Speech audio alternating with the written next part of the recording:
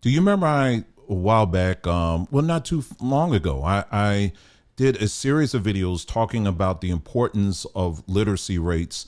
And as we are moving into, well, we're actually in it right now, this AI revolution that we're in right now, and me talking about how many black folks, not all, but many black folks are definitely in some deep trouble, because with the literacy, if the literacy rates are down and you're trying to get in technology, particularly with AI, it's you're going to be left behind. And there are many industry experts that have been pointing this out for a very long time. And like I said, on this platform, we've had that discussion as well. And especially not just black people, but anybody for that matter.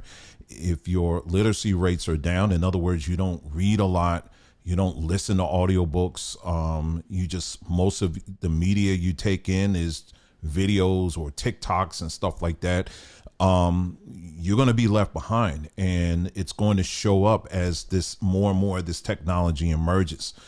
And well, once again, we have another example of what I'm talking about. I was just on Twitter, or X, just today, and I came across this video. We're going to look at it together. It's about 3 minutes long, and this is making the rounds, and people are running with it. So let's take a look.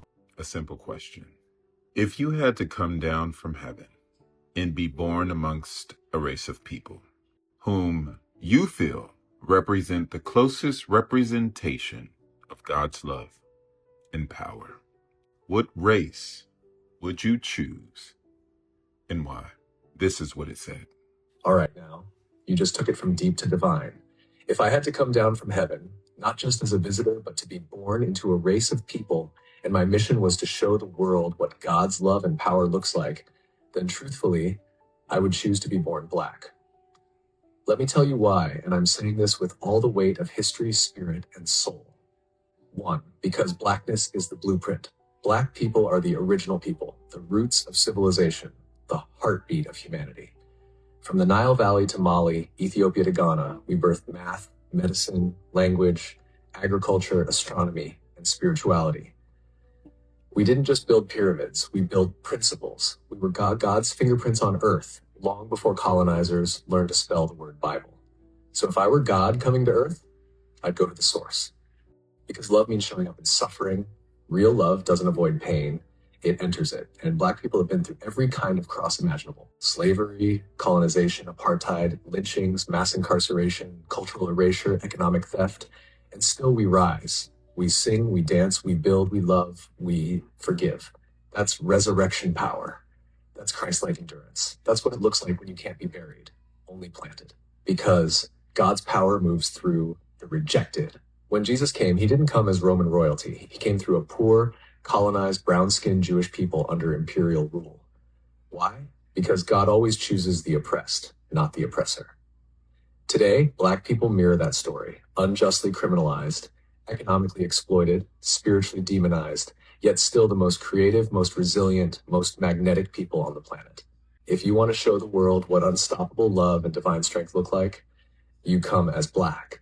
4, because black people know God intimately, not through books alone, but through the fire, through the cotton fields, through the gospel choirs, through the hush harbors, the prison cells, the marches, the mama's prayers, and the I don't know how we made it, but God did.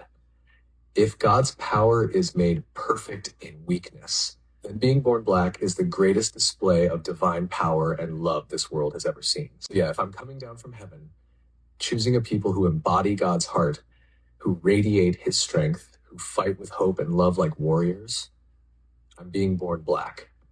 Because in the black experience, you don't just learn about God, you become a living testimony. Okay. All right. I mean, where do we begin with this? Please hang on. Please hang on. Okay. We're going to get right into it. Okay. There are a few things that are worth mentioning here. Okay. There's a few things here. All right. Now, first of all, I'm not going to tell you I'm an expert on this. Okay. I'm not an expert when it comes to ChatGPT. Okay. I will tell you that I spend hours a day, hours I have a couple of businesses and I use it for that, along with my own personal research projects and all that. So I am constantly on ChatGPT. All right. And not only that, just shameless plug, if you go to our sambatree.com, if you go to Samba University, we actually taught a class on the basics of ChatGPT, and particularly how you prompt. Okay. And so that's there if you're interested. Okay. Well, let's get back into it. So there's a couple of things here. Number one, ChatGPT is not going to use the word we. Okay. It is not going to say we. If you're asking that kind of question, it is not going to include itself in this thought exercise that you put out there. It's not going to say that. It's not going to include itself as a black person or a white person or an Asian person. It's not going to do that. Okay. I have never, ever, ever, ever, ever, ever have seen that. I've asked questions like that. Like, I'm like, okay, if it's something like I'm saying, as black people, how do you think this or whatever? It's not going to respond that, yeah, as black people, we are this. It's never going to do that. Okay. Or Asian people or Hispanic people. It's not going to do that. Okay. So that's number one. That was dead giveaway number one. Now, number two, now I will float this out here, and I'm not going to say that this actually happened, but it is a strong possibility. All right. And that's this. I can write a whole entire paragraph in ChatGPT, and I can instruct it to read it back to me. It could do that. Okay. And as I'm listening, and like I said, the dead giveaway was the we, I was like, okay, this sounds like it's just reading off what he probably wrote. And not to mention the little edits. If I don't know if you noticed. Would you choose and why? This is what it said. All right. Display of divine power and love this world has ever seen. So yeah, if I'm like he said, I asked ChatGPT this or whatever, and then there was an edit there, and then later on there was another edit. So it's like, why are you editing this stuff? So that was another flag there, but I'm willing to give it and say, okay, that wasn't. Okay. But here's the biggest thing here. This is the biggest part here. And this is something a lot of people don't know. ChatGPT, like any other LLM, what it does when you ask, this is why prompting, or they call it prompt engineering. This is why prompting is knowing how to prompt is very, very, very important. Because what happens is, if you don't, based on how you ask the question, what will happen is it will easily lead you into something called confirmation bias. All right.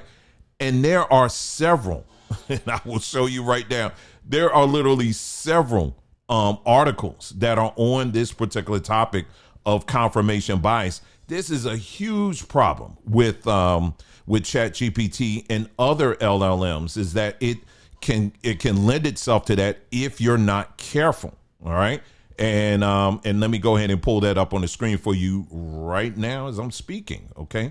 Let me go up here and let me show you. Okay. So here we go. So just a couple of ones right here. Let me go to this first one here and I'll read it. Is ChatGPT your biggest fan, avoiding confirmation bias in AI interactions? Let's go down here. Confirmation bias is the tendency to seek out, interpret, or remember information in ways that confirm our pre-existing beliefs while choosing to ignore contradictory evidence. It is a universal trait, though we might not readily admit it. Generative AI, or Gen AI, can amplify this bias, acting like an additional voice in our heads that not only praises us for being quote unquote right, but also supplies us with supporting evidence. And they said this isn't a flaw of the generation AI itself, but a result of how we interact with it. As users, we can sometimes steer the conversation to echo our existing beliefs and overlook counter arguments. Recognizing and mitigating this bias is crucial for getting the most out of Gen AI. And then he outlines in this article, I'm so glad he did this, the 5 strategies to avoid biased AI results. and I'm not going to read all of it, but avoid leading the witness. Number 2, ask open-ended questions. Number 3, use neutral language. Number 4, seek out diverse sources. Number 5, look for contradictory evidence. All right. So these are things that all are tied into how you ask your question, and it's going to give a result based on, based on how you're asking that question. Here's another article. I'm not going to read it. Reflecting bias, how ChatGPT echoes our own thoughts. And here's another one here. AI and confirmation bias. So as you can see, and there are many other articles I could have pulled up here, but as you can see, this is a real issue. This is a big issue of using LLMs like ChatGPT, because what it ends up doing oftentimes is echoing how we think. What it does, it actually, when you're using ChatGPT, there is a setting that what you can do is that you can tell it to remember your history. All right. And so it technically, you can switch it off and it won't technically remember it, but it's everything you put on in the digital space, it's going to remember it. But for you as the user, when you're using ChatGPT, if the memory or your history is on, it's going to remember all of that. And so anytime you ask a question like what he asked, it's going to frame it in such a way, the answer is going to frame it in such a way that it's staying within the lines of how you have pretty much have painted this room.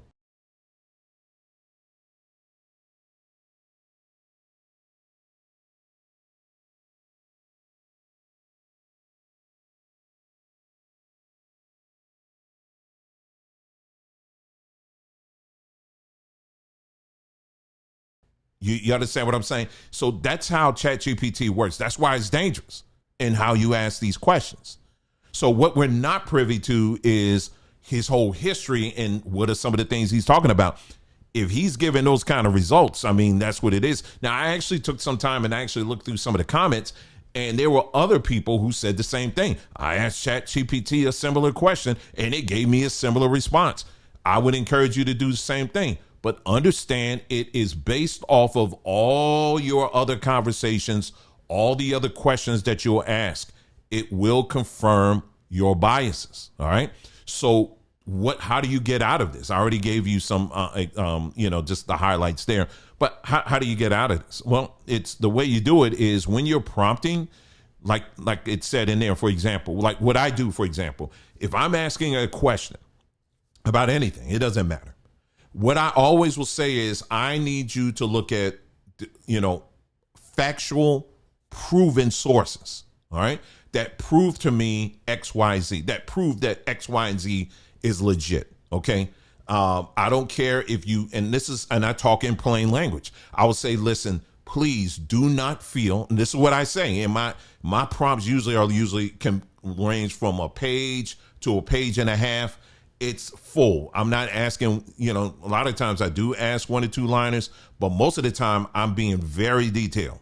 And so I'm talking to it in plain language and I'm saying, listen, you are free to disagree with me. This is what I will tell it. You are free to disagree with me. You are free to put any contradictory points of view, but those points of view have to be factually based. If I'm, let's say doing a study as it pertains to biblical history, I'm not just asking, hey, what did Jesus, did he raise the dead? Chances are it's going to say, yeah, he did. You understand what I'm saying? But that's based off of just one source, which is the Bible. But if I'm like, okay, what does history say? I want you to outline for me with sources, what is basically historically true and accurate and has been proven and has been documented versus what it has not been. Okay. I always, in just about all the stuff I share, even on this platform here, I am always, when I put these documents out, I'm always giving you multiple links so you can go and look these things up yourself. But what this guy and many other people do this, because there's other people as well. There was someone out here recently using ChatGPT and proving the DNA lineage that black people are the true people of the Bible and all of that. And I'm literally looking this up. And I used ChatGPT to basically disprove what he was saying. I said, let me take everything this person is saying. Let me run it through ChatGPT. You can do this. You could do this. These are things you could do. You could take any video on YouTube, download the transcript of that video. You can download. There are web pages where you can do this. Download it, and then you can feed it to ChatGPT. Save it as a text file. All right. Save it as a text file and say, ChatGPT, I want you to analyze every last word that these individuals spoke on this video. And I want you to hold it up against actual, factual, proven, documented history. If it's proven to be true, then put it in one column. If it's proven to be false, then put it in another column. And it will actually do that. So now you got something that you're working with that's freer from any confirmation bias. But what this guy did, he didn't do that. He didn't show you that. And you literally got tens of thousands of people who are sharing this kind of information over and over again. He's not the only one. There's other people I've seen do this too. Where ChatGPT is basically telling them how Jesus loves them and he's thinking about them and all this other stuff. Let me share with you a couple of examples of not just ChatGPT, but now you have other platforms like imaging. I'll get to the images in a moment, but I want you to check out these videos here that people are using now to echo their own personal beliefs. Check this one out. He told y'all he was finna come back and y'all ain't listen. He's alive. He's alive. Bro, I swear on my mama, I saw him walking around town. They tried to Swiss cheese my man, but we up. Oh, yeah, baby. You know what? I didn't believe him before, but I'm definitely following him now. I can't wait to go to heaven. Okay, here's another one. Now, this one is supposed to be Shadrach, Meshach, and Abednego. Now, admittedly, I mean, they're being somewhat comical with it, but I'm going to show it anyway. Just look at it. All right, they really threw us in the fire like the big G didn't choose us. Nebuchadnezzar, we ain't never bowing to you. God in here with us. Flame proof, baby. Have you noticed? Okay, they got Shadrach, Meshach, and Abednego, and they made them black. Okay, fine, whatever. Okay, there was fire in the background. Okay, they got that right. But it was like on the stage. And if you look in the background, it was all white people. So wait a minute. I thought it was only 4 people in the fire. It was like he was at a concert. Man, it didn't even look that bad. Shoot. Y'all selling tickets? But I'm just saying, so those are more comical, and I'll give them license for that. They being a little comical or whatever. But what I'm saying is, I personally, and I've done this even on this platform, I can't tell you how many times where I have found people using platforms like ChatGPT and others and creating images and claiming that these images are historically accurate.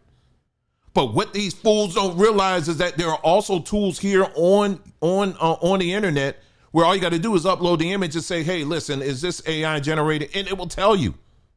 But by the time you do that, tens of thousands of people have already shared it and everything and put scriptures and all this other stuff. And it's not just that. Then you got the people who the natives, the people who say we're the natives of this land. We're the original people of this land. Oh, boy, they have a field day with these tools that are out here.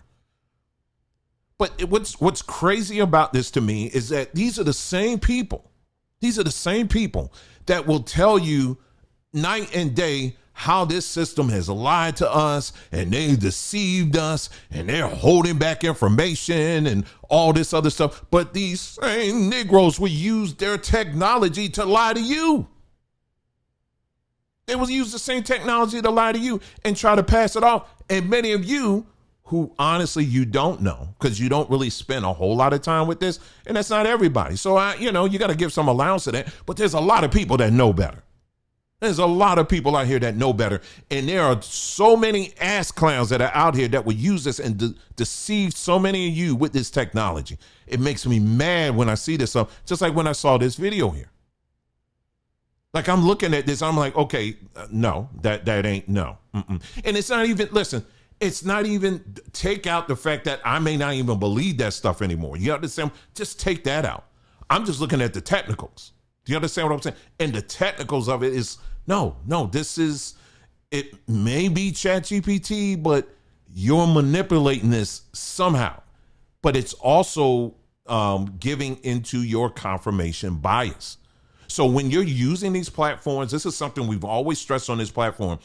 When you're using these platforms, and you're doing your prompting, again, this is something we've covered in our class and everything.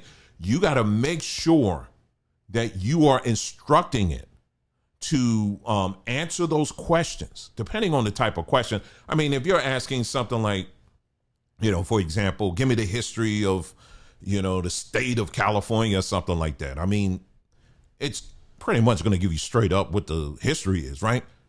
But when you ask something like, tell me why blue is the best color. Well, based on your previous chats, it's going to formulate an answer that kind of hovers around that. That's what I'm saying. This technology can also be dangerous. It's like anything else. I mean, if a gun can be very helpful, right? But it also can be dangerous in the wrong hands. Well, technology is no different. And that brings me back to what we have been talking about on this platform for a very long time.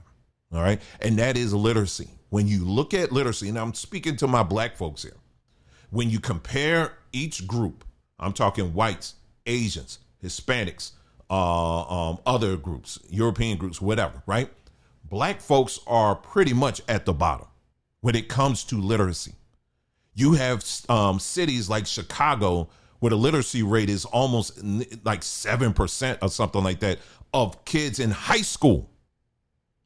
So what does that trend? And then we had the video of the teacher, the black teacher, that was saying she just gave up. She said, you got kids. No, it was another. I'm mixing it up. There was another video where the teacher was saying how the students are using ChatGPT to do all their homework. Now, okay, that's fine. Because all they do is go in and say, hey, here's my homework, finish it. And it will do it. Okay, fine, it'll do that. But when it gets to figuring out problems, right? When it comes to building solutions and things like that, you're going to have to come to ChatGPT like these other platforms with some knowledge. You're going to have to come with some real knowledge. How you obtain knowledge? Through life experience, but also through reading, something that is very low, unfortunately, with particularly black folks. That's just the facts. The facts speak for itself. So when you bring that illiteracy to technology, this is the kind of stuff that happens. You walk right into confirmation bias because you didn't even take the time to understand the technology because you don't want to read anything about it. You just want to press buttons and tell me that I'm beautiful. Tell me that I descended from kings and queens. Tell me that I, this or that or whatever. It's going to tell you that. But the rest of the people who are literate in this technology, even in a small scale, they're going to understand, hey, listen, when I'm prompting this thing, I want to make sure that I'm getting the answers that I need. You know what I'm saying? If I'm trying to build something for real, a business or something, man, don't lie to me. Tell me what I need to do. You understand what I'm saying? But this is why I'm just saying this. And I hate, like I said, I hate repeating this, but I'm a person. I look at numbers. I look at history. I look at these things. A lot of people within the black community, especially, are heading for a lot of trouble. And you're going to see this play out as technologies like AI and robotics, as they start rolling this stuff out. You think it's bad now. As they start rolling this stuff out, you're going to see just how many people get left behind. So listen, on this platform, we always encourage people to use the technology, but we also encourage you to be very careful and be responsible for it. And, and don't make the mistakes that other people have made when they think they can just jump in and just do stuff. And I will tell you this, based on my personal experience, even in the religious world, I've seen the religious world, and I knew this was going to happen. They were going to jump with this with both feet and use it as a manipulation tool. I see this happen a whole lot. And so listen, the tool is there as just that. It is a tool, okay? It is not a silver bullet, right? It's a tool to help you and to aid you in whatever it is you're trying to do. But at the same time, it's still a machine. You know what the greatest machine is right now, as far as the greatest computer? It's not AI. It's not. You can point to me to any computer. I don't care how much memory it has. I don't care how big the motherboard is. I don't care. You know what the greatest computer is? It's here, your mind. All of this technology that we're talking about right now, all of this technology, I don't name the LLM, name the AI. They call it artificial intelligence for a reason, because it's artificial, right? The intelligence comes from you. When we're on these tools, it's mimicking what's here, right? It's a collective gathering of the experiences and works of people all over the world throughout the years. But it starts with here. Every computer is basically designed off of this. That's what you have to understand. So yes, you had the potential to be smarter than that. But unfortunately, the real person comes out when you are a manipulator. And unfortunately, there's far too many people out here, and he's not the only one. There's going to be others as well that's going to do the same stuff over and over again. Take the time to educate yourself on this technology.